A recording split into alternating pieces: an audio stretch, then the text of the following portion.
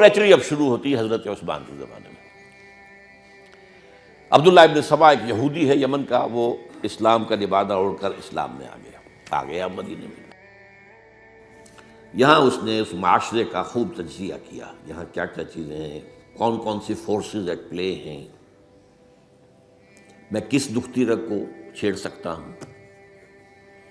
میں نے محسوس کیا کہ بنو ہاشم اور بنو امیہ کی بڑی پرانی جو ہے چپقلش اور مسابقت، ایک طرح کا مقابلہ قریش کے ان دو بڑے گھرانوں کے اندر، یہ ان کی ہڈیوں کے اندر ہے، اس کو اٹھایا۔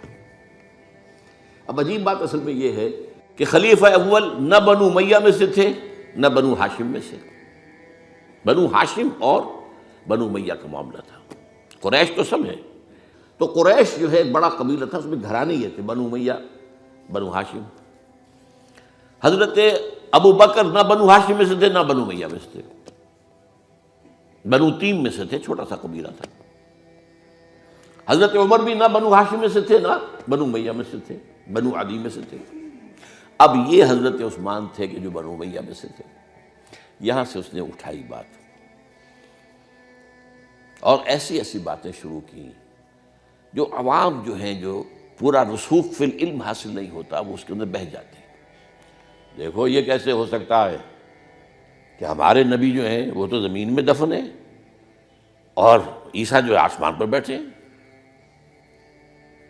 اور عیسیٰ تو دوبارہ آئیں گے اور ہمارے نبی نہیں آئیں گے وہ بھی آئیں گے، اور ہر نبی کا ایک وصی ہوتا ہے، محمد کا وصی علی ہے، اسے ہونا چاہیے خلیفہ، وہ بنو ہاشم میں سے۔ باقی جو بھی خلیفہ بنا ہے غاصب ہے، ابو بکر غاصب، عمر غاصب، اور اب جو ہے سب سے بڑا غاصب نہیں غصاب کہہ لیں اس کو، وہ تو بنو امیہ میں سے عثمان۔